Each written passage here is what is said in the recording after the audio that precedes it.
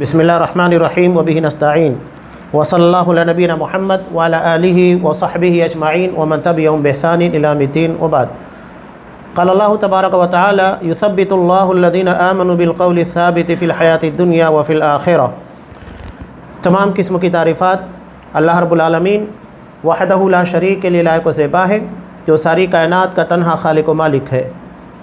और बेशुमार दरूद व सलाम हो अल्लाह के आखिरी नबी जनाब करीम मुहम्मद रसूलुल्लाह सल्लल्लाहु अलैहि वसल्लम की ज़ात मुक़द्दसा पर। मोहतरम सामीन,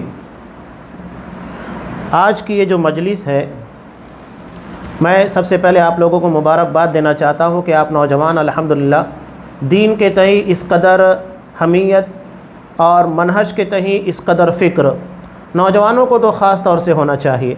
कुरान मजीद ने ख़ास तौर से असहाबुल कहफ़ का तज़किरा इसी बुनियाद पर किया। वो नौजवान थे, कुरान मजीद ने कहा कि इन्नहुम फ़ित्या, वो नौजवानों की जमात थी। और नौजवान किसी भी कौम का सरमाया होते हैं, और इस्लाम का सरमाया देखा जाए तो नौजवान है। कुरान मजीद ने नबी करीम सल्लल्लाहु अलैहि वसल्लम ने क़यामत के दिन अल्लाह के अर्श के साए तले जिन 7 लोगों के बारे में कहा कि वो अल्लाह के अर्श के साए तले जगह पाएंगे, उसमें से एक जमात नौजवानों की होगी। शाबुन नशा बिइबादतिल्लाह, वो नौजवान जिन्होंने अपनी जवानी को अल्लाह की इबादत में गुजारा। बहुत बड़ी फ़जीलत है। आज की ये जो मजलिस मुनक़िद की गई मैं मुबारकबाद दे रहा हूँ, और ये सिलसिला जारी रहना चाहिए जो अक़ीदा और मनहज के ऊपर होता है।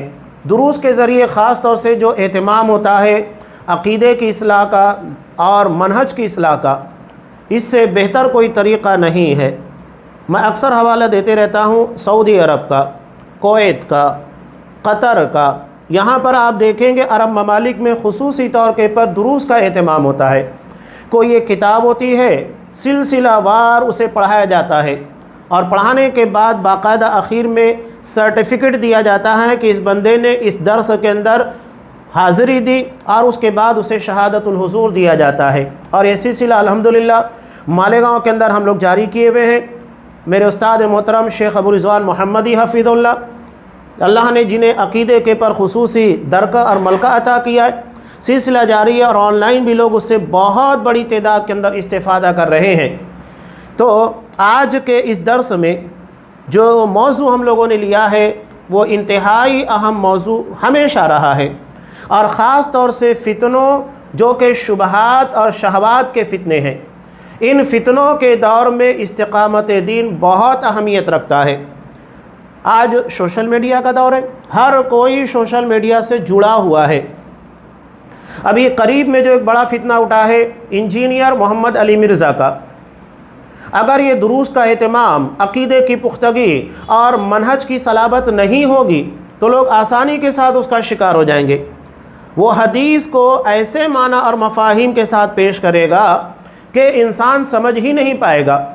और आज देखिए कि एक बड़ी तादाद उसके साथ लग गई है, जिसमें ख़ास तौर से नौजवान हैं। मुझे हैरत होती है उसके पर, वो कहता है कि हम लोग डायरेक्ट किताबों से इल्म हासिल करें। तो ठीक है, डायरेक्ट किताबों से इल्म हासिल करना है तो तुझे आकर लोगों के दरमियान दर्स देने की ज़रूरत क्या है?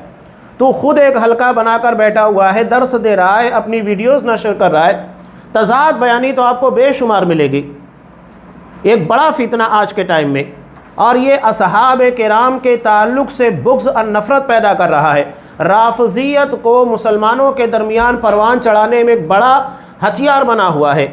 यानी राफ़ज़ी और शिया वो काम नहीं कर सकते जो ये कर रहा है। इसी से जुड़ा हुआ इख़वानियत है, मौदूदियत है, डॉक्टर इसरार अहमद साहब है।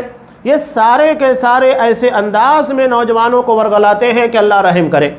इनकी क्लिप्सों को मुनज़्ज़म तरीके से आम किया जाता है हुक्मरानों के ख़िलाफ़, ख़ास तौर से अरब लोगों के ख़िलाफ़, जबकि हदीस के माना और मफ़ाहिम कुछ और होते हैं, ये बयान कुछ और करते हैं। जज्बाती भड़कीला अंदाज़।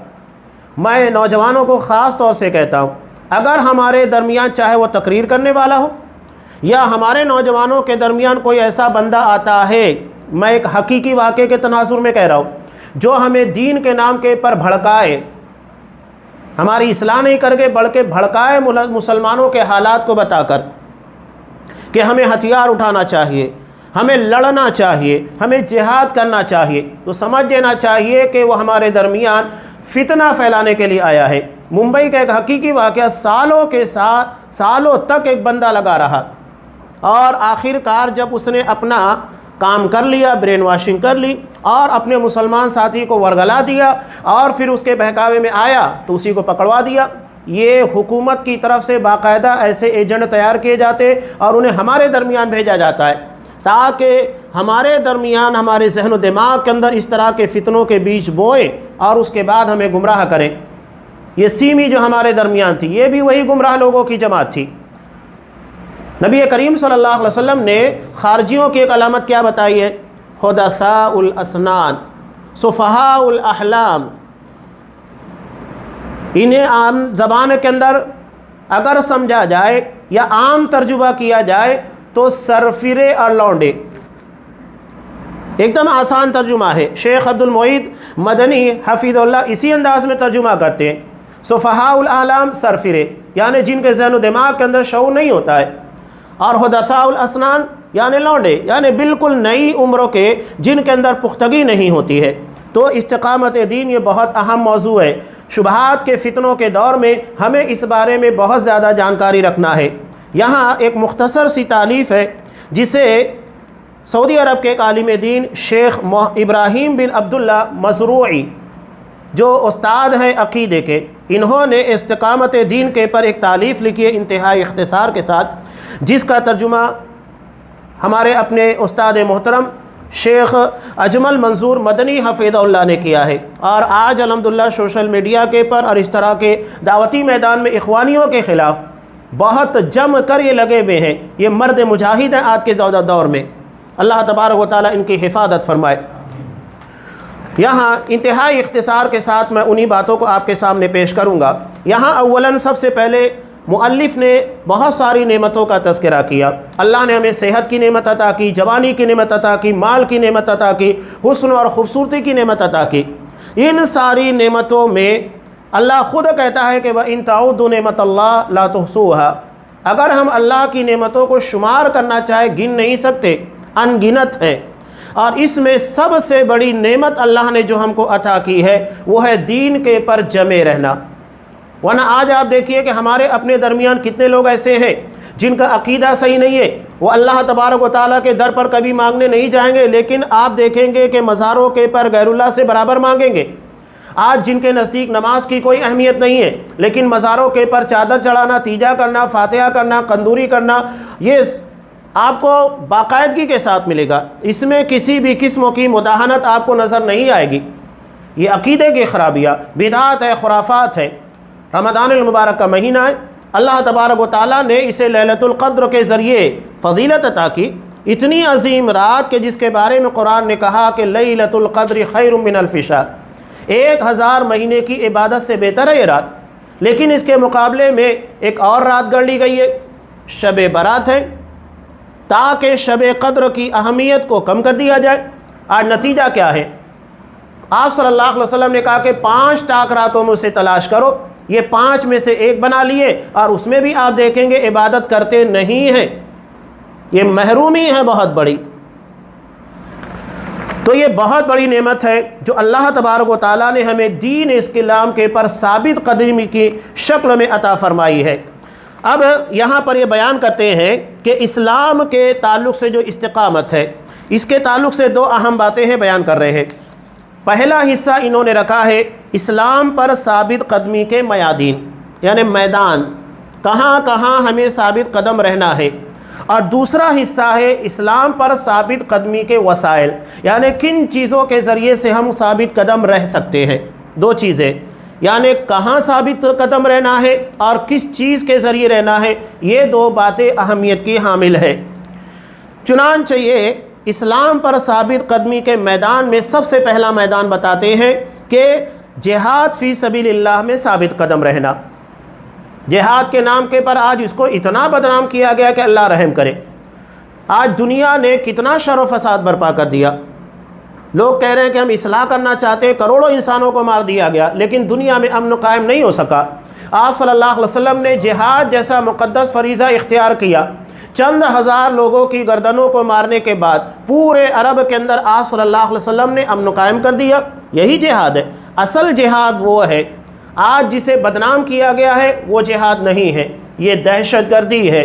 مسجدوں کے اندر بم پھوڑنا، پبلک پیلیس کے پر اسلام اس بات کی اجازت نہیں دیتا ہے، بلکہ اسلام تو سب سے پہلے اس کے خلاف فتویٰ دیتا ہے کہ انما جزاء الذین یحاربون اللہ ویسعون فی الارض فسادا، کہ ان لوگوں کا بدلہ، سزا جو زمین میں فساد برپا کرتے ہیں، اللہ اس کے رسول کے خلاف کھڑے ہوتے ہیں، انہیں قتل کر دیا جائے، سولی کے پر لٹکایا جائے، ان کے ہاتھ پیر مخالف سمت سے کاٹ دیے جائے، تو یہ جہاد کو بدنام کرنے کی کوشش کی گئی۔ ورنہ جہاد ایک مقدس فریضہ ہے جس کے ذریعے برائیوں کا خاتمہ ہوتا ہے، لوگوں کو امن و نصیب ہوتا ہے۔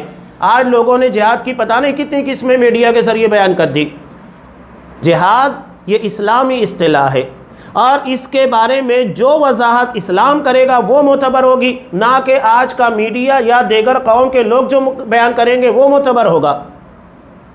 اور اس کے لیے شرائط ہے، حاکم وقت کا ہونا، حکومت کا قائم ہونا، یہ ساری ذمہ داریاں ہیں۔ یہ نہیں کہ چند لوگ کھڑے ہوں اور کچھ نوجوانوں کی جو کہ سرفرے ہیں، لونڈے، یہ کھڑے ہوں اور اپنے اعتبار سے کہیں پر بھی دہشت گردی کرے، اسے جہاد کا نام دے۔ اسلام اس بات کی اجازت نہیں دیتا ہے۔ تو یہاں سب سے پہلے جہاد بھی سبیل اللہ کے میدان کے تعلق سے بیان کیا گیا، جیسا کہ اللہ تبارک و تعالیٰ کا ارشاد ہے، یا ایھا الذین آمنوا اذا لقیتم فیہ، اے ایمان والو جب تمہارا سامنا ہو دشمنوں کی جماعت سے، فثبتوا، ثابت قدم رہو، واذکروا اللہ کثیرا لعلکم تفلحون، اور اللہ کا ذکر کثرت کے ساتھ کرو۔ یہاں لوگوں کو حیرت ہوتی ہے کہ دشمنوں کے مقابلے میں اللہ کا ذکر کرنے کا حکم کیوں دیا گیا ہے۔ علامہ ابن تیمیہ رحمۃ اللہ علیہ کہتے ہیں اس ضمن میں بہت اہم بات، وہ کہتے ہیں جب ان سے سوال کیا گیا کہ کون شخص بہتر ہے، وہ جو اللہ کی راہ میں جہاد کرتا ہے یا وہ شخص جو کثرت کے ساتھ اللہ تبارک و تعالیٰ کا ذکر کرتا ہے، تو انہوں نے کہا وہ شخص جو اللہ کے میدان میں اترتا ہے، دشمنوں سے مقابلہ کرتا ہے، کثرت کے ساتھ اللہ کا ذکر کرتا ہے، وہ بہتر ہے۔ جو صرف لڑتا ہے وہ بہتر نہیں ہے، بلکہ قرآن نے کہا کہ اللہ کا ذکر کثرت کے ساتھ کرو جب تمہارا دشمنوں کے ساتھ مقابلہ ہو۔ کیوں؟ ایسے میں انسان بہک سکتا ہے۔ حضرت علی رضی اللہ تعالیٰ عنہ کا مشہور واقعہ آپ کو پتہ ہے کہ جب یہ دشمن کے پر قابو پا چکے اور قریب تھا کہ اسے مار دیتے، اس نے حضرت علی رضی اللہ تعالیٰ عنہ کے چہرے کے پر تھوک دیا۔ حضرت علی رضی اللہ تعالیٰ عنہ نے اس کو چھوڑ دیا۔ وہ حیران ہو گیا۔ حالانکہ عموماً یہ بات ہوتی ہے کہ کوئی اگر ہمیں تھپڑ مار دے، تھوک دے، تو ہم تو طیش میں آ کر اور اسے ماریں گے، لیکن حضرت علی نے چھوڑ دیا۔ وہ حیران ہو گیا۔ تب اس نے سوال کیا کہ کیا بات ہے، پہلے تو آپ میری جان کے دشمن تھے اور اس وقت تو میں نے تمہارے ساتھ ایسی حرکت کی کہ تمہیں اور مجھے مارنا چاہیے تھا۔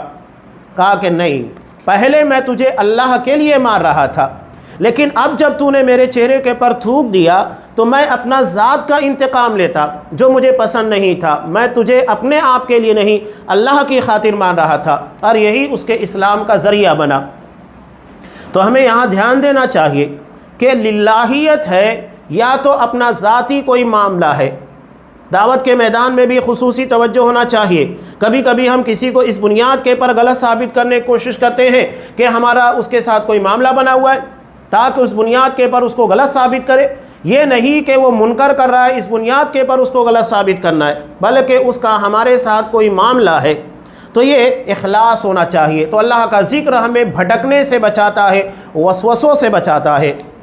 دوسرا یہاں پر یہ بیان کرتے ہیں دعوت دین کے میدان میں ثابت قدم رہنا، اور یہ سب سے بڑا جہاد ہے، اس لیے کہ آسان کام نہیں ہے۔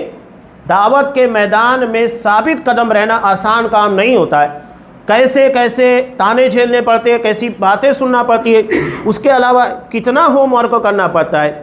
آپ اگر 10 لوگوں کے پاس جائیں گے، 10 طریقے کے مزاج کے ہوں گے۔ ایسا نہیں ہے کہ آپ ایک ہی طریقے سے 10 کے 10 کو سمجھا دیں، آپ کو 10 کو 10 طریقے سے سمجھانا ہوگا، اس کے مزاج، اس کی کیفیت کو دیکھتے ہوئے۔ اور داعی جو ہوتا ہے بہت ذہین ہونا چاہیے تاکہ انسان کے مزاج کے اعتبار سے اسے سمجھا سکے۔ قرآن مجید آپ پڑھتے ہیں، قرآن مجید کے اندر آپ دیکھیں گے ڈاکٹری لائن کے اعتبار سے بھی مثالیں ہیں۔ قرآن مجید نے جنین کے تعلق سے کہا کہ کس طرح وہ 4 مہینہ 40 دن نطفے کی شکل میں ہوتا ہے، اس کے بعد خون جو جمع ہوا ہوتا ہے، اس کے بعد لوتھڑے کی شکل اختیار کرتا ہے۔ یہ مثالیں قرآن مجید نے ان لوگوں کے لیے دی جو ڈاکٹری لائن کے ہوتے ہیں، جو فلکیات کے یعنی آسمان، ستارے، چاند، ان چیزوں کے بارے میں سوچتے ہیں۔ قرآن نے ان لوگوں کے سامنے ستاروں کی مثال رکھی۔ جو لوگ کھیتی باڑی سے جڑے ہوئے ہیں، قرآن نے ان لوگوں کے لیے کھیتی باڑی کی مثال دی۔ جو جس لائن کا ہے، قرآن انہی لوگوں کے لیے ان کی مثالیں رکھتا ہے تاکہ ہر کوئی قرآن مجید کے ذریعے فائدہ اٹھا سکے۔ تو یہ دعوت کا میدان، اس میں ثابت قدم رہنا بہت اہم ہے۔ حضرت نوح علیہ السلام اس کی سب سے شاندار مثال ہے۔ 950 سال تک انہوں نے محنت کی۔ یہاں تو اگر ہم کسی کے پر 1 دن 2 دن ہفتہ مہینہ محنت کرتے تھک جاتے ہیں، ارے سدھرے گا نہیں، چھوڑ دو۔ حضرت نوح علیہ السلام 950 سال محنت کی، چھوڑنا نہیں ہے۔ دعوت کے میدان میں ہم جتنا محنت کر، سلف کا طریقہ یہ تھا کہ کبھی کبھی سالوں لگے رہتے تھے ایک آدمی کے پیچھے، سالوں اس کے پیچھے لگے رہتے تھے، اسے سمجھاتے تھے، کنوینس کرتے تھے، اور جو اس کے ذہن و دماغ کے اندر اعتراضات تھے اسے کلیئر کرنے کی کوشش کرتے تھے۔ یہ ہمارے اسلاف کا طریقہ تھا۔ تو ہمیں اس بارے میں مداہنت نہیں کرنا ہے، چاہے سالوں لگ جائے، محنت کرتے رہو، اللہ اجروں کو ضائع نہیں کرے گا۔ دعوت کے میدان میں ثابت قدمی، اس تعلق سے یہاں پر شیخ ابراہیم بن عبداللہ مزروعی بیان کرتے ہیں کہ دعوت دین کے میدان میں کام کرنے والے کے لیے ضروری ہے کہ وہ دوسروں سے ممتاز ہو، اسے اپنی شخصیت ایسی بنانی چاہیے ممتاز ہو، الگ لگے، منکرات سے دور رہے، اس لیے کہ جو غلط کام وہ خود کرے گا دوسروں کو کیسے روکے گا۔ قرآن مجید نے اسی لیے کہا وَمَنْ أَحْسَنُ قَوْلًا مِّمَّنْ دَعَا إِلَى اللَّهِ وَعَمِلَ صَالِحًا، کہ اس سے بہتر کون ہو سکتا ہے جو اللہ کی طرف دعوت دے اور نیک عمل کرے۔ اس لیے کہ عمل صحیح ہوگا وہ خود دعوت دیتا ہے، اور اس کے لیے سب سے بہترین مثال آپ صلی اللہ علیہ وسلم کی ہے کہ آپ کتنے بہترین نموناتے پہلے اپنی شخصیت کو پیش کیا کوہ صفا کے پر کہ کیا تم نے مجھے کبھی جھوٹ بولتے ہوئے پایا؟ نہیں، اس کے بعد آپ نے اپنی بات پیش کی۔ اس لیے کہ داعی اگر جھوٹ بولے گا، اس کے اخلاق اچھے نہیں ہوں گے، اس کے کردار، اس کے معاملات اچھے نہیں ہوں گے، تو کیسے دعوت کا کام کرے گا؟ لوگ کہیں گے کہ جو باتیں خود لوگوں کو منع کر رہا ہے وہی کام کرتا ہے۔ تو منکرات سے اسے دور رہنا چاہیے، کسی کی مداہنت اور چاپلوسی نہ کرے۔ مداہنت کا مطلب ہوتا ہے سستی، لاپرواہی، یعنی اسے لگتا ہے کہ نہیں اس آدمی کو نہیں بولنا چاہیے، غلط کر رہا ہے کرنے دو، کوئی بڑا آدمی ہے یا سربر آوردہ ہے یا اپنا دوست ہے، نظر انداز کر دو، چھوڑ دو۔ نہیں، مداہنت نہیں، اور چاپلوسی بھی نہیں ہونا چاہیے، معاملے کو رفع دفع کرنے کی کوشش نہیں، واضح انداز کے پر دین کو پہنچانے کا جذبہ ہونا چاہیے، اور دین کے تعلق سے اپنا موقف کبھی بھی نرم نہ رکھے۔ اللہ تبارک و تعالیٰ کا ارشاد ہے وَاللَّهُ يُرِيدُ أَن يَتُوبَ عَلَيْكُمْ وَيُرِيدُ الَّذِينَ يَتَّبِعُونَ الشَّهَوَاتِ أَن تَمِيلُوا مَيْلًا عَظِيمًا۔ یہ سورہ بنی اسرائیل کی آیت ہے۔ اللہ چاہتا ہے کہ تم پر مہربانی فرمائے، اور جو لوگ خواہشات کی پیروی کرتے ہیں وہ چاہتے ہیں کہ تم سیدھی راہ سے ہٹ جاؤ، بہت دور نکل جاؤ، یہ آپ کو بھٹکانے کی کوشش کرتے۔ جیسا کہ آپ دیکھیے کہ مشرکین مکہ بھی آپ صلی اللہ علیہ وسلم سے کیا کہتے تھے، جس ضمن میں آیت نازل بھی، مشرکین مکہ کہتے تھے کہ آپ قرآن مجید میں ہمارے معبودوں کو مت برا بھلا کہیے، اگر آپ کو سردار بننا ہے وہ بنانے کے لیے تیار، مال چاہیے وہ دینے کے لیے تیار، کسی عورت سے نکاح کرنا چاہتے اس کے لیے تیار، سب کے لیے تیار تھے۔ آپ کو مائل کرنا چاہتے تھے کہ دعوت بند کر دو، یہ ہوتا ہے میلان۔ قرآن اسی کو کہہ رہا ہے کہ جمع رہنا ہے، اپنے آپ کو ثابت قدم رکھنا ہے۔ شیخ علامہ ابن جوزی رحمہ اللہ نے اپنی کتاب تلبیس ابلیس، بہت اہم کتاب ہے اور ہر کسی کو اس کتاب کا مطالعہ کرنا چاہیے کہ شیطان ہمیں کیسے بھٹکاتا ہے۔ اس کی چالیں بڑی خطرناک ہوتی ہیں۔ وہ پہلا اسٹیپ تو یہ اختیار کرتا ہے کہ آپ کو نیکی نہ کرنے دے۔ اگر آپ نیکی کرنے لگ جائیں تو آپ کے اندر ریاکاری کا جذبہ پیدا کر دیتا ہے تاکہ آپ جو نیکی کر رہے ہیں وہ اللہ کے قبول نہ ہو، اور اگر آپ نے اس سے بھی اپنے آپ کو بچا لیا اس طرح کے وسوسے سے، تو آپ کو کوئی دوسرا ایسا کام کروائے گا جس سے آپ کی یہ نیکیاں ضائع اور برباد ہو جائے، یعنی اتنا سارا کمایا ہوا سرمایہ ضائع ہو جائے، کوئی کام کا نہ رہے، بڑے گناہ دوسرے کروائے گا، ایک نیکی کروائے گا اس سے کہیں زیادہ گناہ کروائے گا۔ تو ان چیزوں پر بہت توجہ دینے کی ضرورت ہے۔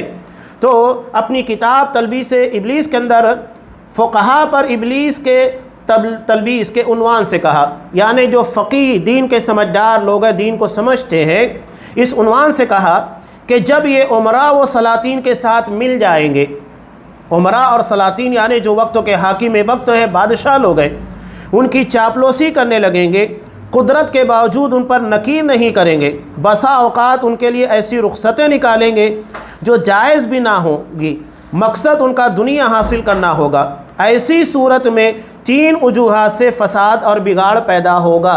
علامہ ابن جوزی رحمہ اللہ اپنی کتاب تلبیس ابلیس کے اندر فقہا پر ابلیس کی تبلیغ کے عنوان سے جو باتیں بیان کر رہے تھے، تو یہاں پہلی وجہ بیان کرتے ہیں کہ حاکم وہ کہے گا اگر میں صحیح راہ پر نہ ہوتا تو یہ فقیہ مجھ پر ضرور نکیر کرتا، کیونکہ وہ میرا مال کھا رہا ہے۔ ایک بڑی وجہ بنتی ہے کہ اگر امراء و سلاطین کے ساتھ علماء مل جائیں، فقہا اور دعات مل جائیں اور ان کی چاپلوسی کرنے لگے، تو اس کی پہلی وجہ یہ ہوگی کہ جو فساد برپا ہوگا، اس کی پہلی وجہ یہی ہوگی۔ دوسری وجہ کیا ہوگی؟ عام آدمی وہ کہے گا اس حاکم کا کوئی قصور نہیں ہے، اس کے پاس تو فلاں فقیہ بھی نہیں ٹک سکتا۔ اس کے کہنے کا مطلب یہ ہے کہ حاکم وقت اپنے مال کے ذریعے فقہا کے پر، علماء کے پر اثر انداز ہو جاتا ہے، اور علماء اور فقہا اس کے سامنے دین کی صحیح تبلیغ نہیں کر پاتے ہیں۔ تیسری وجہ فقیہ، اس طرح اس کا دین بگڑ جائے گا، یعنی حاکم بھی بگڑے گا، عام لوگوں کا ذہن و دماغ بھی بگڑے گا، اور فقیہ بھی۔ لہذا یہاں سفیان ثوری رحمہ اللہ کا قول انہوں نے نقل کیا ہے۔ سفیان ثوری رحمہ اللہ بیان کرتے ہیں، مجھے اس بات کا خوف نہیں ہے کہ وہ میری اہانت کریں گے، یعنی امراء وقت کا جو حاکم ہوتا ہے، بلکہ مجھے اس بات کا خوف ہے کہ وہ میرا اکرام کرتے ہیں، جس سے میرا دل ان کی طرف مائل ہو جاتا ہے۔ اب لازمی بات ہے، انسان دنیا کا مال دے گا یا دنیا کی جو بھی نعمتیں ہو سکتی ہے یا سہولتیں ہو سکتی ہے دے گا، تو اس کی بنیاد کے پر اثر انداز ہوگا، انسان اس کی وجہ سے کچھ بولنے میں ہچکچائے گا، تو مال کا، تحفے تحائف کا یا اس کی طرف سے ملنے والی سہولتوں کا اثر ہوگا۔ حضرت امام احمد بن حنبل رحمہ اللہ، آپ کو پتہ ہے کہ کتنا لمبا دور ان کا آزمائش کا گزرا ہے۔ ان کو جب دین کے پر ایک عقیدے کا مسئلہ انتہائی اہم تھا، کیا مسئلہ پیدا ہوا تھا؟ مسئلہ یہ تھا کہ قرآن اللہ کا کلام ہے، مخلوق نہیں ہے، اور اس وقت کا جو بادشاہ تھا اور اس وقت کے کچھ گمراہ علماء کے بہکاوے میں آنے کے بعد وہ کہہ رہا تھا اور لوگوں کے پر جبراً یہ عقیدہ نافذ کیا تھا کہ قرآن اللہ کا کلام نہیں ہے بلکہ مخلوق ہے۔ یہ بہت بڑا عقیدے کا باب ہے، جبکہ اہل سنت والجماعت کا عقیدہ یہ ہے کہ قرآن اللہ کا کلام ہے اور کلام اللہ کی صفت ہے، لہذا وہ مخلوق نہیں ہو سکتی۔ اللہ کی صفت مخلوق کیسے ہوگی؟ وہ تو خالق کی ہے۔ حضرت امام احمد بن حنبل رحمہ اللہ کو اس میں بہت سزا دی گئی۔ تازہ دم جلاد 2 کوڑے مارتے تھے، اور وہ کوڑا اتنا سخت تھا کہ اگر ہاتھی کو مار دیا جاتا تو پگلا کر جنگل کی طرف نکل جاتا، لیکن اللہ نے ان کے نحیف جسموں کے پر اتنی طاقت دی کہ اسے برداشت کر رہے تھے۔ یہ اللہ کے دین کے پر استقامت کا معاملہ تھا۔ بہرحال یہ فتنہ ٹل گیا۔ اس کے بعد جب پیریڈ آیا تو جو خلیفہ بنا اس نے حضرت امام احمد بن حنبل کو نوازنا شروع کر دیا۔ تو حضرت امام احمد بن حنبل رحمہ اللہ نے کیا کہا؟ یہ پہلے کے مقابلے میں بڑی آزمائش ہے، اس لیے کہ انسان مال کو دیکھ کر پھسلنے لگتا ہے، اس کا اثر قبول کرنے لگتا ہے۔ تو یہی بات یہاں حضرت سفیان ثوری رحمہ اللہ کہہ رہے ہیں، مجھے اس بات کا خوف نہیں ہے کہ میری اہانت کریں گے، بے عزتی کریں گے، مجھ پر ظلم کرنے کی کوشش کریں گے، بلکہ مجھے اس بات کا خوف ہے کہ وہ میرا اکرام کرتے ہیں، عزت کرتے ہیں، جس سے میرا دل ان کی طرف مائل ہو جاتا ہے۔ بہت پیارا قول ہے حضرت سفیان ثوری رحمہ اللہ کا، یہ دین کو کتنے بہترین طریقے سے سمجھا کرتے تھے۔ اب یہاں تیسری چیز جو بیان کی ہے، یعنی تیسرا میدان جہاں پر بندے کو ثابت قدم رہنا ہے، وہ ہے مصیبت اور پریشانی کے وقت ثابت قدم رہنا۔ دنیا دار الامتحان ہے، اللہ نے اسے امتحان ہال بنایا ہے، ایگزام ہال بنایا ہے، یہاں ہمیں آزمایا جائے گا۔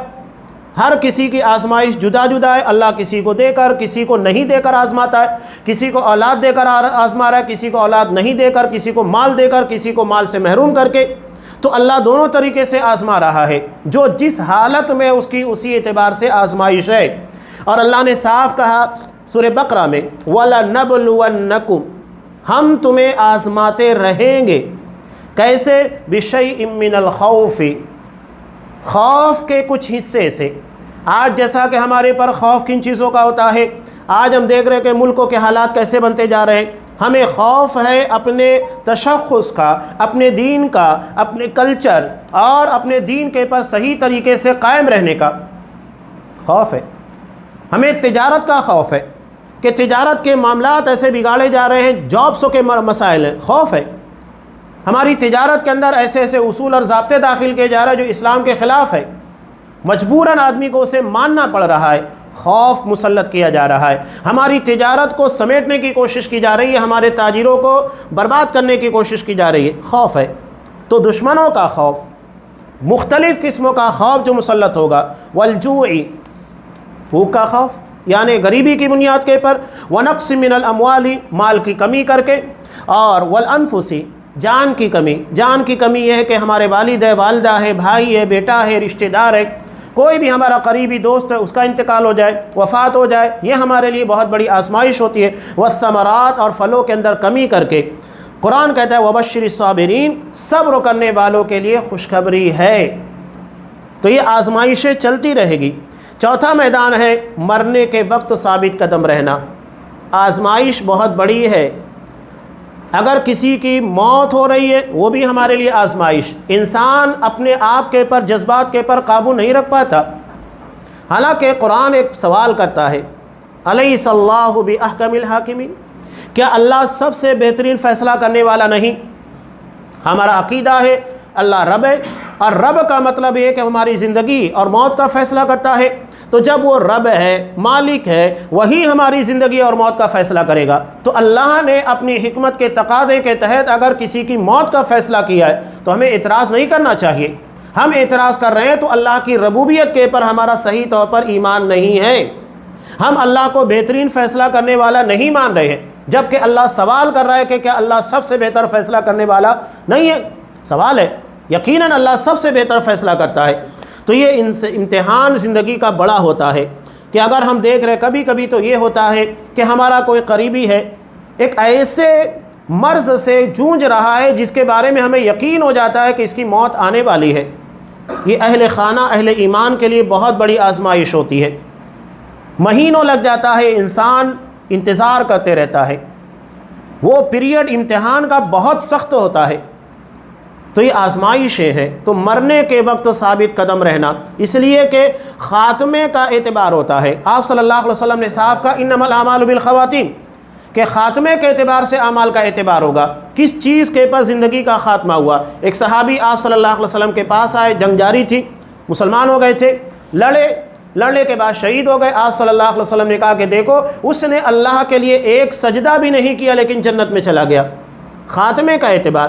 لیکن اس کے بالمقابل ایک شخص تھا جو مسلمانوں کے ساتھ تھا اور اخیر وقتوں میں یہ ہوا کہ انجرڈ تھا، اور اسی حالت میں اس نے اپنا نیزہ زمین کے پر رکھا، زخم برداشت نہیں کر پایا تھا اور اسی کے پر گر پڑا، یعنی خودکشی کر لی، سوسائڈ کر لیا، جہنمی ہو گیا۔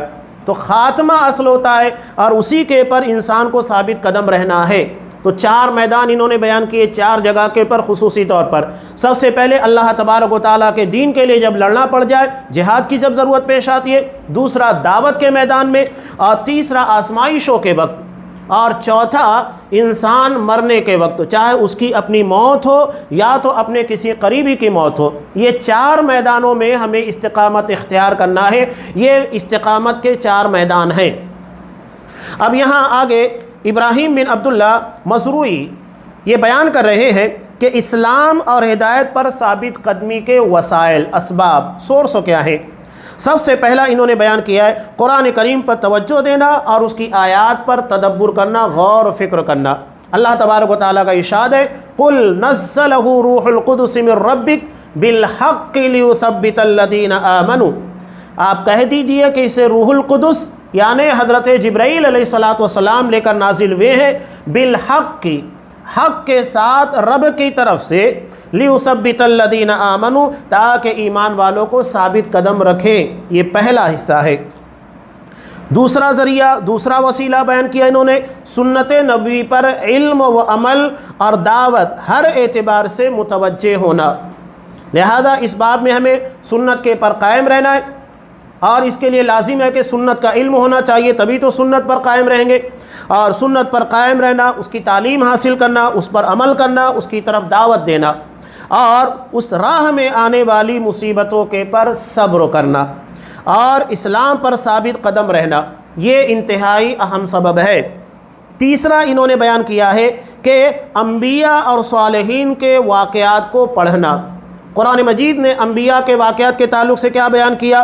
وَكُلًّا نَقُصُّ عَلَيْكَ مِنْ أَنْبَاءِ الرُّسُلِ مَا نُثَبِّتُ بِهِ فُؤَادَكَ، کہ ہم آپ کو انبیاء کے واقعات بیان کرتے ہیں۔ کیوں بیان کرتے ہیں؟ یا پچھلی قوموں کے واقعات، جیسا کہ اصحاب کہف کا واقعہ بیان کیا گیا، آگے اصحاب الاخدود خندق میں جن کو ڈال دیا گیا تھا، مرنے کے پر مجبور کیا گیا تھا، ان لوگوں کے واقعات۔ کیوں قرآن مجید بیان کرتا ہے مَا نُثَبِّتُ بِهِ فُؤَادَكَ، تاکہ ہم اس کے ذریعے آپ کے دل کو مضبوط کر دے، جما دے۔ یہ واقعات ہمیں اسلام کے پر مضبوطی کے ساتھ رہنے میں مدد دیتے ہیں۔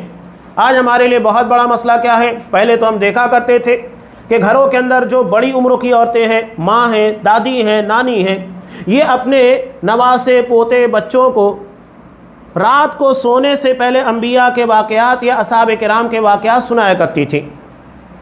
بچے بہت شوق کے ساتھ سنا کرتے تھے اور اس کے بعد سو جاتے۔ ذہن و دماغ کے اندر وہی چیز پنپتی تھی، اور وہی چیز انسان کے ذہن و دماغ، دل میں مضبوطی اختیار کرنا شروع کر دیتی تھی، اور بچے اپنے آپ کو اسی طرح بنانے کی کوشش کرتے تھے، ڈیولپ کرتے تھے۔ لیکن آج وہ چیزیں نہیں ہیں، موبائل کے اندر لگے ہیں، وہی سارے اثرات جو موبائل کے اندر دیکھتے بچوں کے کردار و عمل کے اندر آ رہے۔ تو یہ ہماری کوتاہی ہے۔ یہ واقعات قرآن مجید بیان کیا ہے، تو گھر میں جو بڑے ہیں ان کی ذمہ داری ہے کہ وہ بچوں کو بیٹھائیں، اس طرح کے واقعات ان کو سنائیں، اور اس کے ذریعے جو عبرت کی، درس کی باتیں ہیں وہ بچوں کے ذہن و دماغ کے اندر پختہ کریں۔ یہ ہماری کوتاہی ہے تربیتی اعتبار سے۔ تو قرآن مجید نے انبیاء کے واقعات کو اسی لیے بطور نمونہ بیان کیا۔ حضرت ابراہیم علیہ السلام کا واقعہ کہ آگ میں کودنے کے لیے مجبور کر دیا گیا، تیار ہو گئے اللہ کے لیے، اللہ نے اسی آگ کو گلے گلزار بنا دیا، جس کے بارے میں علامہ اقبال نے کہا تھا کہ آج بھی ہو جو ابراہیم سا ایماں پیدا، آگ کر سکتی ہے انداز گلستاں پیدا۔ ایمان ویسا ہونا چاہیے۔ حضرت موسیٰ علیہ السلام کا واقعہ بیان کیجئے۔ دشمن کتنا بھی ہو، کتنی بڑی تعداد میں، کتنا بھی پاورفل ہو، کتنے بھی پیسے والا ہو، اگر ہم اسلام کے پر، اللہ کے دین کے پر جمے ہیں، اللہ اگر ہمارے ساتھ ہے، دنیا کی کوئی طاقت ہمارا بال بیکا نہیں کر سکتی۔ اللہ ایسی جگہ سے راستہ بناتا ہے جو ہماری سوچ اور ہمارے خیالات کے ماورا ہے۔ بنی اسرائیل جب نکلے تو کیا نتیجہ نکلا؟ سامنے دریا تھا اور پیچھے فرعون کا لشکر تھا۔ انہیں معلوم ہو گیا چکی کے دو پاڑ کے درمیان بنی اسرائیل تھے۔ کہا کہ موسیٰ یہ کہاں لا کر پھنسا دیا؟ پیچھے فرعون کا لشکر ہے، آگے دریا، جائیں گے تو کہاں جائیں گے؟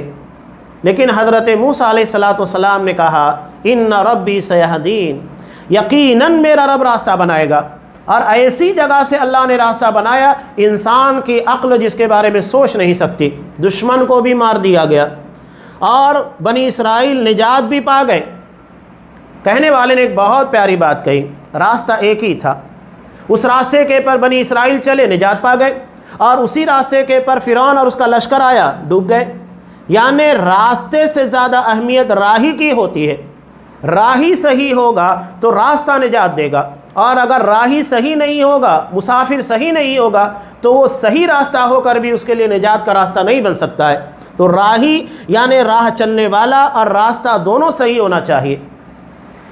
تو یہ واقعات بہت بڑی دلیل بنتے ہیں۔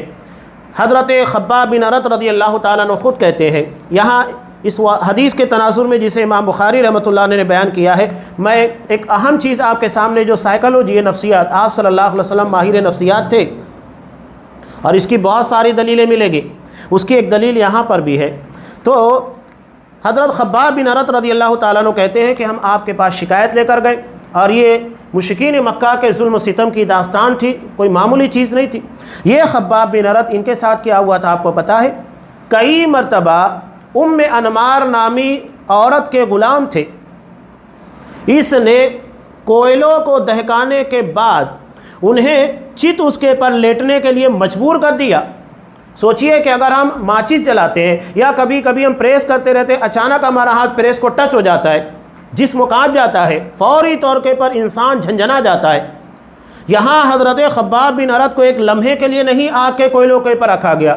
وہ کہتے ہیں کہ جب تک وہ کوئلے ٹھنڈے نہیں ہو جاتے تھے مجھے اس کے پر سختی کے ساتھ پکڑ کر رکھا جاتا تھا، کبھی کبھی سینے کے پر بڑا پتھر رکھ دیا جاتا۔ حضرت عمر بن خطاب رضی اللہ تعالیٰ عنہ کے دور خلافت میں جب یہ لوگوں کو اپنی پیٹھ دکھاتے تھے تو ایسا لگتا تھا کہ کوئی برس کا بیمار ہے، یعنی پوری پیٹھ سفید ہو چکی تھی، اور یہ ایک نہیں کئی مرتبہ ہوا۔ حضرت بلال رضی اللہ تعالیٰ عنہ کو مکہ کے تپتے ہوئے ریگستانوں کے پر گھسیٹا جاتا تھا۔ مکہ کی گرمی آپ کو پتہ ہے ٹیمپریچر کتنا زیادہ ہوتا ہے، 50 ڈگری کے اوپر چلا جاتا ہے۔ یہاں وہ ڈگری کی بات چھوڑ دیجئے، ابھی موسم جب کہ 25 یا 30 ڈگری کا ہے، کسی کو آپ اسی زمین کے پر گھسیٹ کر دیکھیے کیا ہوگا۔ وہ تو تپتے ہوئے ریگستانوں میں تھوڑی دور کے لیے بہت دور تک گھسیٹا جاتا تھا، یہ حالات تھے۔ تو آپ صلی اللہ علیہ وسلم کے پاس آ کر شکایت کی، جب کہ آپ صلی اللہ علیہ وسلم کعبۃ اللہ کے سائے میں بیٹھے ہوئے تھے، تکیے کا ٹیک لگائے ہوئے، تو کہنے لگے کہ اللہ کا رسول کیا آپ اللہ سے ہمارے لیے مدد کی دعا نہیں کریں گے؟ تب آپ صلی اللہ علیہ وسلم نے ان لوگوں کی شکایت کو سننے کے بعد کیا کہا کہ تم سے پہلے جو لوگ تھے ان کے لیے زمین میں گڑھا کھودا جاتا تھا اور پھر اس میں انہیں اس کو ڈال دیا جاتا تھا اور آرے سے انہیں چیر دیا جاتا۔ کتنی سخت سزا تھی۔ زمین میں گڑھا بنانے کے بعد اس میں اس کو کھڑا کیا جاتا، گاڑ دیا جاتا اور آروں سے چیر دیا جاتا تھا، اس کے سر کے پر رکھا جاتا اور اسے 2 حصوں میں چیر کر رکھ دیا جاتا تھا۔ لیکن یہ چیز بھی اسے دین سے روکتی نہیں تھی، اور کسی کو لوہے کی کنگھیوں سے اس کے جسم کے گوشت کو نکال لیا جاتا تھا۔ یہ ساری چیزیں انہیں دین سے باز ہونے کے پر مجبور نہیں کر سکی۔ اللہ کی قسم یہ دین مکمل ہو کر رہے گا، یہاں تک کہ صنعا سے، جو کہ ملک یمن کا ایک حصہ ہے، راجدھانی ہے، وہاں سے لے کر حضر موت تک ایک سوار نکلے گا، اسے اللہ تبارک و تعالیٰ کے علاوہ کسی کا خوف نہیں ہوگا، یہ عالم ہوگا۔ تم جلدی کر رہے ہو۔ آپ صلی اللہ علیہ وسلم نے سائیکالوجی کی بات دیکھی، اصحاب کرام نے اپنی جو شکایت کی تو آپ صلی اللہ علیہ وسلم نے ان کے سامنے اس سے بڑی تکلیف رکھ دی۔ تم اس تکلیف کی بات کر رہے ہو، اس سے کہیں زیادہ تم سے پہلے کے لوگوں نے تکالیف کو برداشت کیا۔ جب صحابہ نے سنا تو نفسیاتی طور کے پر ٹھنڈے پڑ گئے کہ جب ہم سے پہلے لوگوں نے ہم سے بڑی بڑی تکالیف کو جھیلا، جان لے لی گئی، لوہے کی کنگھیوں سے جسموں کے گوشت نکال لیے گئے، یعنی مار دیا گیا، ختم کیا گیا، ہمیں تو مارا نہیں جا رہا، زندہ تو ہیں کم سے کم۔ چنانچہ اس کے بعد انہوں نے آپ صلی اللہ علیہ وسلم سے کبھی شکایت نہیں کی۔ یہ آپ صلی اللہ علیہ وسلم کا طریقہ۔ اب یہاں آگے انہوں نے کھائی والوں کا واقعہ بیان کیا۔ امام مسلم رحمۃ اللہ علیہ نے پوری تفصیل کے ساتھ اس روایت کو بیان کیا ہے، میں انتہائی اختصار کے ساتھ بیان کروں گا۔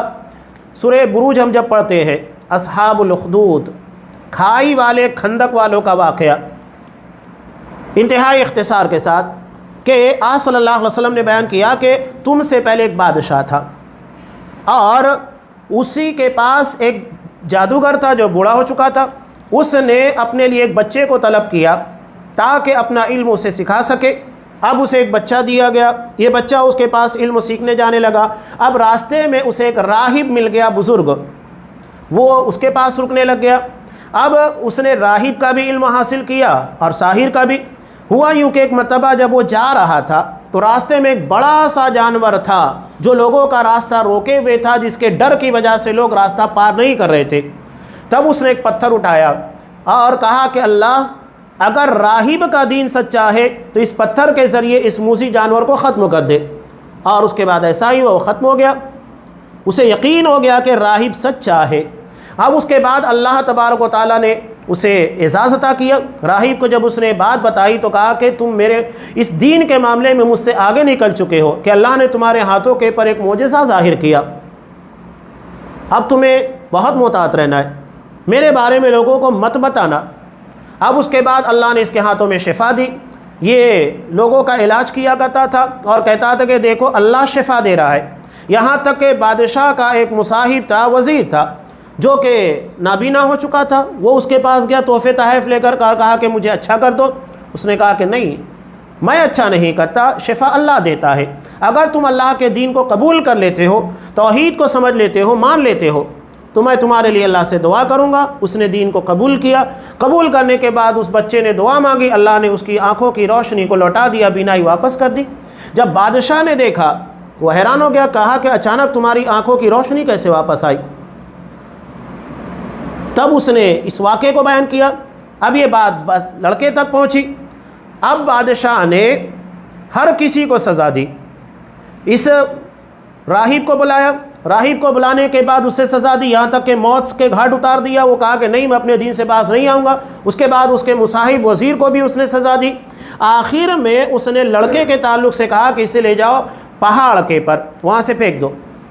اگر یہ بات مان لیتا ہے، اپنا دین چھوڑ دیتا ہے تو ٹھیک ہے، ورنہ اسے مار دو. اب وہاں پر بچے نے دعا مانگی کہ اللہ مجھے ان لوگوں کے شر سے بچا لے. اللہ نے اس پہاڑ میں زلزلہ، وائبریشن طاری کیا، سارے کے سارے گر گئے، ختم ہو گئے. بچہ واپس آ گیا. اس کے بعد اسے ناؤ کے اندر بھیجا. وہاں پر بھی اللہ تبارک و تعالیٰ نے بچے کی دعا سنی. جتنے کشتی کے اندر تھے کشتی الٹ گئی، سب کے ساتھ ڈوب گئے، واپس آ گیا. اب اس کے بعد اس نے بادشاہ سے کہا کہ دیکھو، اگر تم مجھ کو مارنا چاہتے ہو تو ایک کام کرو، ایک تیر لو اور اسے کہو کہ اس بچے کے رب کے نام سے، اللہ کے نام سے میں چلا رہا ہوں. ویسا ہی کیا گیا. سارا پبلک اور مجمع جمع تھا اور تیر مارا گیا، بچہ شہید ہو گیا. اب یہ چیز لوگوں کے سامنے آ گئی کہ دیکھو، بادشاہ نے اپنی طرف سے کوشش کی، کامیاب نہیں ہوا، لیکن اس بچے کے رب کے نام سے کیا، فوراً شہید ہو گیا. یعنی زندگی اور موت اللہ کے ہاتھ میں، بادشاہ کے ہاتھ میں نہیں ہے. سارا مجمع مسلمان ہو گیا. اب بادشاہ حیران، کہا کہ جگہ جگہ کے پر خندق کھودو اور جتنے لوگ اپنے آپ کو مسلمان کہتے ہیں سب کو اس کے اندر ڈال دو. سب کو ڈال دیا گیا. سوچئے کہ اتنے کم وقت کے اندر ان لوگوں نے دین کے پر کتنا سختی اور ثبات قدمی اختیار کی، استقامت کتنی سخت تھی کہ اسلام کے لائے ابھی تھوڑا وقت ہوا ہے، جان جانے کا مسئلہ آ گیا. ہمارے لیے تو اتنا بڑا مسئلہ نہیں ہے، وہاں پر چند دنوں میں ہی جان قربان کرنے کا. یہی معاملہ فرعون کے دربار میں جادوگروں کا تھا. کہاں تو وہ دنیا کی طلب میں آئے تھے، کہا این لنا اجرن، ہمیں کچھ اجر ملے گا، پیمنٹ ملے گی، انعام ملے گا. کہا کہ بالکل. لیکن جب دیکھا کہ حقیقت میں موسیٰ علیہ السلام برحق ہے، اللہ کے نبی ہے، یہ تو ہمارا معجزہ، جادوگری شعبدہ بازی تھی. حضرت موسیٰ علیہ السلام تو حقیقت میں معجزہ پیش کر رہے تھے. فوراً مسلمان ہو گئے. کہا کہ آمنا برب العالمین، رب العالمین پر ایمان لائے، ربی موسیٰ و ہارون، جو حضرت موسیٰ، حضرت ہارون علیہ السلام کا رب ہے. اس کے بعد فرعون نے کیا کہا، میں تمہیں چھوڑوں گا نہیں، تمہارے ہاتھ پیر مخالف سمتوں سے کاٹوں گا. یعنی داہنا ہاتھ کاٹوں گا، بایاں پیر کاٹ دوں گا، یا تو تمہارا بایاں ہاتھ کاٹوں گا، داہنا پیر کاٹ دوں گا. اور ایسا نہیں ہے کہ اس کے بعد چھوڑ دوں گا، لَأُصَلِّبَنَّكُمْ أَجْمَعِينَ، سب کو پھانسی پر لٹکا دوں گا. جان ہتھیلی پر رکھنے کا معاملہ تھا. ایمان فوری طور کے پر اگر پختہ ہے اور اس میں اخلاص ہے تو ایسی استقامت ہوگی جو ہمیں ان واقعات کے اندر نظر آتی ہے. جان چلی جائے ایمان نہیں جائے گا. یہی اصل پیغام ہے ان چیزوں کے ذریعے کہ ان زندگی کے اندر سب کچھ قربان کرنا پڑ جائے، ایمان کو کبھی داؤں کے پر لگنے نہیں دینا ہے. یہ اہم چیزیں ہیں. اب یہاں پر بھی وہی ہوا، لوگ مسلمان ہو گئے. اخیر میں ایک ماں تھی جو اپنے بچے کی وجہ سے جھجک رہی تھی. اللہ نے اس بچے کو قوت گویائی دی. جب ایک لفظ صحیح طور کے پر بچہ ادا نہیں کر سکتا، اس بچے نے اپنی ماں سے کہا کہ ماں ڈرو مت، کود جاؤ. اور اللہ تبارک و تعالیٰ نے سب کو، حالانکہ ظاہری طور کے پر وہ خندق میں گئے تھے، کھائی میں گرے تھے، لیکن وہ ان کے لیے جنت ثابت ہو گئی. سب کے سب کو اللہ تبارک و تعالیٰ نے جنت میں داخل کیا. یہ ثابت قدمی ہے جو ان واقعات کے ذریعے یہاں پر بیان کی گئی ہے. اب یہاں آگے جو بیان کر رہے ہیں 5ویں نمبر کے پر، کہ اسلام اور ہدایت پر ثابت قدمی کے اسباب میں ایک اہم سبب شخصی اور اجتماعی ہر پیمانے پر اسلامی تربیت کا ہونا ہے. شخصی کا مطلب پرسنلی، ذاتی طور کے پر، یعنی انسان خود مطالعہ کرے اسٹڈی کرے اسلام کی، اور اجتماعی یعنی ہمارا جو تعلقات ہے، ہمارا معاشرہ ہے، ہمارا سماج ہے، جہاں تک ہماری رسائی ہے اس میں اسلامی تربیت ہونی چاہیے جو کتاب و سنت کے پر قائم ہو، اس لیے کہ یہ فتنوں کا دور ہے جہاں شبہات اور شہوات کے فتنے ہر طرف سے یلغار مچائے ہوئے ہیں۔ چھٹے نمبر کے پر انہوں نے بیان کیا ذکر الہی، اللہ کا ذکر کثرت کے ساتھ کرنا، اس لیے کہ اللہ تبارک و تعالیٰ ارشاد فرماتا ہے الذین آمنوا وتطمئن قلوبہم بذکر اللہ، جو ایمان لائے ان کے دل اللہ کے ذکر سے مطمئن رہتے ہیں۔ یہ قلعہ ہے، شیطان اس کی وجہ سے ہمارے پر حملہ آور نہیں ہو پاتا ہے۔ 7ویں نمبر کے پر بیان کرتے ہیں دعا، یعنی ساری کوششوں کو کرنے کے بعد اللہ سے دعا مانگتے رہنا چاہیے۔ یہاں ایک بہت پیاری اور جامع دعا جسے سورہ آل عمران میں اللہ نے نقل کیا، ربنا لا تزغ قلوبنا بعد اذ ہدیتنا، اے ہمارے پروردگار ہمارے دلوں کو ہدایت کے ملنے کے بعد ٹیڑھا مت کر دے، وہب لنا من لدنک رحمہ، اور ہمیں اپنے پاس سے رحمت عطا فرما، انک انت الوہاب، بے شک تو ہی بے حد عطا کرنے والا ہے۔ آج آپ دیکھیے مسلمانوں کے درمیان چاہے قریب وقت کا فتنہ ہے انجینئر محمد علی مرزا کا، یا انکار حدیث کا فتنہ، لوگ حدیث کے نام پر گمراہ ہو گئے، بہت سارے قرآن کے نام پر گمراہ ہو گئے، صرف قرآن مجید کو ماننا چاہیے، حدیث کو نہیں ماننا چاہیے۔ تو یہ دلوں کے اندر جو ٹیڑھا پن آتا ہے یہ فتنہ ہے، اور اللہ سے دعا مانگنا چاہیے ہدایت کے بعد دل ٹیڑھا نہ ہو، کتاب و سنت کے پر مضبوطی کے ساتھ قائم رہ سکے۔ نیز ایک اور دعا انہوں نے یہاں پر نقل کی ہے، یہ لوگ اللہ سے دعا مانگتے ہیں ربنا افرغ علینا صبرا، کہ اللہ ہمارے اوپر صبر کو انڈیل دے، نہلا دے اس سے، وثبت اقدامنا، ہمارے قدموں کو جما دے، وانصرنا علی القوم الکافرین، اور ہمیں کافر قوم کے پر مدد عطا فرما۔ نبی کریم صلی اللہ علیہ وسلم اللہ سے ایک دعا مانگا کرتے تھے، اور یہ دعا ہم کو مانگتے رہنا چاہیے، یا مقلب القلوب ثبت قلبی علی دینک، کہ اے دلوں کے پھیرنے والے میرے دل کو تیرے دین کے پر جما دے، یعنی ہر اعتبار سے، عملی طور کے پر، زبانی اعتبار سے، دعا کر کے، ہر اعتبار سے اس کے بارے میں فکر مند رہنا چاہیے۔ 8ویں نمبر پر انہوں نے بیان کیا ہے اچھی صحبت۔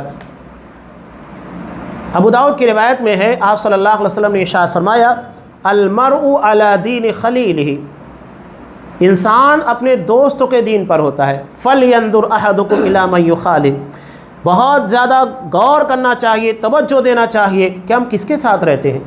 سنگت کا اثر پڑتا ہے، ہمارے یہاں کہا جاتا ہے نا جیسی سنگت ویسی رنگت، تو جیسے لوگوں کے ساتھ رہیں گے ویسے اثرات پڑیں گے۔ تو اپنا ماحول، اپنی صحبت اور اپنے ساتھ والوں کو آپ ایسے لوگوں کو تلاش کیجئے جو اہل ایمان ہو اور کتاب و سنت کے پر مضبوطی سے قائم ہو۔ 9ویں نمبر پر انہوں نے بیان کیا ہے صبر، مصیبتوں کے پر صبر کرنا، جو اس سے پہلے بھی گزر چکا ہے۔ صبر کئی طریقے کا ہوتا ہے، آپ نیکی کر رہے ہیں نیکی کے پر جمے رہیں، نماز پڑھ رہے ہیں پابندی کے ساتھ نماز ادا کریں، یہ بھی صبر ہے۔ آپ روزہ رکھ رہے ہیں پابندی کے ساتھ، جو بھی نیکی ہے اس کے پر استقامت ہونا چاہیے۔ کسی گناہ سے بچے ہوئے ہیں اس کے بارے میں بھی صبر، اس لیے کہ آپ صبر قائم نہیں رکھیں گے گناہ کرنے لگ جائیں گے۔ تو یہ صبر و نیکی اور گناہ دونوں اعتبار سے ہوتا ہے، اور زندگی کے اندر جو کمیاں ہوتی ہیں اس کے پر بھی صبر کرنا چاہیے۔ 10ویں نمبر کے پر ہے اللہ کی مدد پر بھروسہ کرنا اور اس پر ایمان لانا کہ مستقبل اسلام ہی کے لیے ہے۔ نیز باطل کی وقتی قوت سے دھوکہ نہیں کھانا چاہیے۔ آج ہم دیکھ رہے ہیں کہ باطل کو حقیقی طور پر دنیاوی اعتبار سے ایسا لگتا ہے کہ مسلمانوں کے مقابلے میں بہت ترقی ہے، قوت ہے، شان و شوکت ہے، اختیارات ہیں، تو یہ دھوکے کا سامان ہے، یہ اللہ کی طرف سے امتحان ہے۔ قرآن مجید نے اس باب میں صاف کہا سورہ آل عمران میں، لا یغرنک تقلب الذین کفروا فی البلاد، کہ ان کفار کا شہروں میں چلنا پھرنا، آمد و رفت، ان کی تجارت، ان کے رہنے سہنے کا طریقہ، دنیاوی ترقی، یہ تمہیں دھوکے میں نہ ڈالے۔ متاع قلیل، یہ تو تھوڑا سا سامان ہے، ان لوگوں کے بس دنیا ہی ہے۔ 11ویں نمبر پر انہوں نے بیان کیا ہے فتنوں کے وقت ثابت قدم رہنا، جب آزمائشیں آتی ہے۔ اب یہ فتنہ کئی اعتبار سے ہو سکتا ہے، شبہات کے فتنے ہوتے ہیں، شہوات کے فتنے ہوتے ہیں، الگ الگ قسموں کے فتنے ہیں۔ تو ان میں سب سے عظیم فتنہ دجال کا فتنہ ہوگا۔ اب یہاں دجال کے تعلق سے جو بہت بڑا فتنہ ہوگا، اللہ اسے اتنا اختیار دے گا کہ ایک آدمی کو مارنے کے بعد دوبارہ زندہ کرے گا، وہ شعبدہ باز ہوگا، ایک آدمی کے مرے ہوئے ماں باپ سے باتیں کرائے گا، ان کو زندہ کر کے لائے گا، اس کے ہاتھ میں جنت و جہنم ہوگی، وہ سب سے بڑا دجال ہوگا، سب سے بڑا فریبی ہوگا۔ تو دجال کے فتنے سے خبردار کرنے کا مطلب یہ ہے کہ وہ تو سب سے بڑا فتنہ ہوگا۔ آج ہمارے درمیان چھوٹے موٹے فتنے تو پیدا ہوتے رہتے ہیں نا، جو مزاروں کے پر مختلف قسموں کے شعبدہ بازی کے ذریعے پیر ولی بزرگوں کے نام کی کرامتوں کے نام کے پر کیا کیا نہیں کرتے۔ پیچھے آپ کو بتا ہے کہ ممبئی کے اندر ماہم کی درگاہ جو کہ ساحل سمندر بالکل قریب ہے، وہاں افواہ اڑا دی گئی کہ وہاں کا جو پانی ہے وہ ہمارے لیے شفا ہے بہت ساری بیماریوں میں، وہاں کا گندا پانی لوگ لا کر پینا شروع کر دیے۔ اگر کوئی قبر ڈگمگانے لگتی ہے، ہلنے لگتی ہے، تو ہمارا ایمان بگڑنے لگتا ہے۔ قبرستان کے اندر جب جاتے ہیں، پیچھے اس طرح کے واقعات پیش آئے بیچاپور کرناٹک کے اندر کہ وہاں ایک قبر ہلنا شروع ہو گئی تو لوگ اس کو کرامت سمجھنے لگے۔ یہاں ضمناً میں ایک واقعہ بیان کروں کہ بظاہر جو ہمارے لیے کرامت ہوتی ہے، اگر ذہن میں اسلام کتاب و سنت کی صحیح تعلیم اس کا تصور ہے تو یہ ہمارے لیے معجزہ کرامت نہیں ہوگی بلکہ عذاب کا ذریعہ ہوگی۔ علامہ ابن تیمیہ رحمۃ اللہ علیہ، ان کے زمانے میں قبروں کے بارے میں مشہور تھا کہ اگر جانوروں کو قبضوں کی شکایت ہو جائے، یعنی اسے لیٹرین نہیں ہو رہی ہے، تو اس قبروں کے پر لے کر جاؤ تو جانور کو قبضوں کی شکایت ختم ہو جاتی۔ لوگ کہتے ہیں کہ معجزہ ہے۔ علامہ ابن تیمیہ رحمۃ اللہ علیہ نے کہا کہ معجزہ نہیں ہے، بلکہ جب قبر والے کو عذاب دیا جاتا ہے تو اس کی آواز اتنی بھیانک، اتنی شدید ہوتی ہے، خوفناک، کہ اسے انسان اور جنات کے علاوہ ہر کوئی سنتا ہے۔ اگر وہ آواز ہم سن لیں تو اپنے مردوں کو دفن کرنے کے لیے نہ جائے، انسان اتنا ڈر جائے گا۔ وہ جانور سنتا ہے، خوفناک آواز ہوتی ہے، اور خوفناک آواز سننے کے بعد وہ ڈر کے مارے بھاگتا ہے، اور اس کے پیٹ کے اندر جو قبض تھا وہ ڈھیلا پڑ جاتا ہے۔ آج آپ خود دیکھیے کہ اگر کسی کے پر اچانک کوئی بہت زیادہ ٹینشن آتا ہے تو فوری طور کے پر پیٹ کے پر ہی اثر پڑتا ہے۔ تو یہ نفسیاتی وجہ ہوتی ہے۔ یعنی بظاہر ایک چیز جو کرامت تھی، علامہ ابن تیمیہ رحمۃ اللہ علیہ نے کتاب و سنت کی روشنی میں اس کو عذاب تعبیر کر دیا۔ یہی تو کتاب و سنت کا صحیح شعور ہوتا ہے۔ یہاں ایک اخیر میں انہوں نے ایک روایت کو نقل کیا ہے حضرت حذیفہ رضی اللہ تعالیٰ عنہ سے۔ حضرت حذیفہ رضی اللہ تعالیٰ عنہ سے روایت ہے کہ ہم حضرت عمر بن خطاب رضی اللہ تعالیٰ عنہ کے پاس بیٹھے تھے۔ انہوں نے کہا، تم میں سے کس نے رسول اللہ صلی اللہ علیہ وسلم کو فتنوں کا ذکر کرتے ہوئے سنا ہے؟ حضرت حذیفہ رضی اللہ تعالیٰ عنہ یہ نبی کے رازدار ہیں، اس کے علاوہ فتنوں کے تعلق سے انہوں نے آپ صلی اللہ علیہ وسلم سے انفارمیشن جمع کی، احادیث جمع کی۔ یہ کہتے ہیں کہ لوگ خیر کے بارے میں پوچھتے تھے، میں شر کے بارے میں، فتنوں کے بارے میں پوچھتا تھا تاکہ اس سے بچ سکوں۔ تو یہ فتنوں کے تعلق سے بیان کرتے ہیں۔ تو انہوں نے کہا، تم میں سے کس نے رسول اللہ صلی اللہ علیہ وسلم کو فتنوں کا ذکر کرتے ہوئے سنا؟ بعض لوگوں نے کہا، ہاں ہم نے سنا ہے۔ عمر رضی اللہ تعالیٰ عنہ نے کہا، شاید تم فتنوں سے وہ فتنے سمجھے ہو جو آدمی کو اس کے گھر بار اور مال اور ہمسائے میں ہوتے ہیں۔ انہوں نے کہا، ہاں۔ حضرت عمر نے کہا، ان فتنوں کا کفارہ تو نماز، روزے اور زکوٰۃ سے ہو جاتا ہے، لیکن تم میں سے کسی نے سنا ہے ان فتنوں کو رسول اللہ صلی اللہ علیہ وسلم نے رسول اللہ صلی اللہ علیہ وسلم سے جو دریا کی موجوں کی طرح امڑ کر آئیں گے، یعنی ایک کے بعد ایک فتنہ آتا چلا جائے گا۔ تو حضرت حذیفہ رضی اللہ تعالیٰ عنہ نے کہا، یہ سن کر سب لوگ چپ ہو گئے۔ میں نے کہا، میں نے سنا ہے۔ حضرت عمر رضی اللہ تعالیٰ عنہ نے کہا، تو نے سنا ہے تو بہت اچھا کیا۔ لہذا حضرت حذیفہ رضی اللہ تعالیٰ عنہ نے کہا کہ میں نے رسول اللہ صلی اللہ علیہ وسلم کو یہ فرماتے ہوئے سنا، فتنے دلوں پر ایسے آئیں گے کہ ایک کے بعد ایک کے بعد ایک، جیسا کہ بوریے کے تیلیاں ہوتی ہیں، یعنی اس کے جو دھاگے ہوتے ہیں ایک کے اوپر ایک چڑھے ہوتے ہیں۔ جس دل میں وہ فتنہ رچ جائے گا تو اس میں ایک کالا داغ پیدا ہوگا، اور جو دل اس کو نہ مانے گا اس میں ایک سفید نورانی دھبا پیدا ہوگا، یہاں تک کہ اسی طرح کالے اور سفید دھبے ہوتے ہوتے دو قسموں کے دل ہو جائیں گے، ایک کالا دھبے والا دل اور ایک سفید دھبے والا دل۔ تو خالص سفید دل چکنے پتھر کی طرح، جس کو کوئی فتنے کا نقصان نہیں ہوگا جب تک کہ آسمان و زمین قائم ہے، اور دوسرا کالا سفیدی مائل یا اوندھے کوزے کی طرح، جو نہ کسی اچھی بات کو اچھی سمجھے گا نہ بری بات کو بری، مگر وہ اس کے دل میں بیٹھ جائے گا۔ یہ فتنوں کے دور کے تعلق سے حضرت حذیفہ رضی اللہ تعالیٰ عنہ کی حدیث ہے۔ آپ صلی اللہ علیہ وسلم بھی جب اس دنیا سے تشریف لے جا رہے تھے، آپ غزوہ بقیع الغرقد میں تشریف لے کر گئے، کہا کہ تم لوگ جو قبروں کے اندر ہو یہ زیادہ محفوظ ہو، اس لیے کہ فتنے رات کے اندھیروں کی طرح آ رہے ہیں، کقطع اللیل المظلم، اندھیری رات کی طرح۔ اندھیری رات میں آپ دیکھ لیجئے گا کہ کہیں پر آپ کو کوئی دڑاڑ نہیں دکھے گا، یکے بعد دیگرے۔ اور آج آپ خود دیکھیے کہ آپ صلی اللہ علیہ وسلم کے جانے کے بعد کیسے کیسے فتنے پیدا ہوئے۔ آپ صلی اللہ علیہ وسلم نے ایسے موقع پر ہم کو ایک ہی تلقین کی، اوصیکم بتقوی اللہ والسمع والطاعہ، اللہ کے تقوی کی بات کو سننے، یعنی جو تمہارا امیر وقت ہو، ذمہ دار ہو، اس کی بات کو ماننا، اور کتاب و سنت کو، آپ کی سنت کو، اصحاب کرام کی، خلفائے راشدین کی سنت، ان کے طریقے کو مضبوطی کے ساتھ تھامنا، یہ ہر قسم کے فتنوں سے نجات کا ذریعہ ہے۔ اور اسی کو ہم تعبیر کرتے ہیں فہم سلف سے، یعنی دین کو جس طرح اصحاب کرام نے، اسلاف کرام نے سمجھا، اسی طرح دین کو سمجھا جائے۔ آج لوگ کتاب و سنت کے نام پر گمراہ کرنے کی کوشش کرتے ہیں۔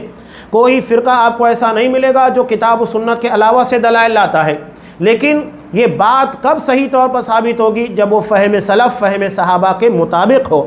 قرآن مجید نے معیار کرا دیا، فَإِنْ آمَنُوا بِمِثْلِ مَا آمَنْتُمْ بِهِ فَقَدِ اهْتَدَوْا، کہ اگر اصحاب کرام کی طرح ایمان لاؤ گے تو پھر ہدایت پر رہو گے۔ قرآن نے انہیں سبیل المؤمنین سے تعبیر کیا، سب سے پہلی ایمان والوں کی جماعت، اور جو ابھی اس راہ سے ہٹے گا وہ گمراہ ہو جائے گا۔ جتنے فتنے پیدا ہوئے، چاہے خارجیوں کا فتنہ کہیے، رافضیت کا، یہ سب کے سب قرآن و سنت کو صحیح طور پر نہیں سمجھنے کی بنیاد پر گمراہی کا شکار ہوئے۔ تو کتاب و سنت کو اصحاب کرام کی فہم کے مطابق یہ ہر دور میں ضروری رہا ہے اور قیامت تک یہ لازم رہے گا۔ ہم جتنا اصحاب کرام کی فہم کو فالو کریں گے اتنا گمراہی سے دور رہیں گے، اور یہی استقامت دین ہے۔ اللہ تبارک و تعالی سے دعا ہے کہ پروردگار ہمیں دین کے پر جو آج کا یہ دور ہے فتنوں کا، ایسے دور میں جہاں مختلف آزمائشیں اور مختلف قسموں کے امتحان ہمارے راستے میں آ رہے ہیں، قدم قدم کے پر آ رہے ہیں، کہیں شبہات کے فتنے ہیں، کہیں شہوات کے فتنے ہیں، مختلف قسموں کے فتنے ہیں، ایسے دور میں ہمیں دین کے پر صحیح طور کے پر جمع رہنے کی توفیق عنایت فرما، زندگی کا خاتمہ اسی کے پر فرما۔ آمین۔ وآخر دعوانا ان الحمد للہ رب العالمین۔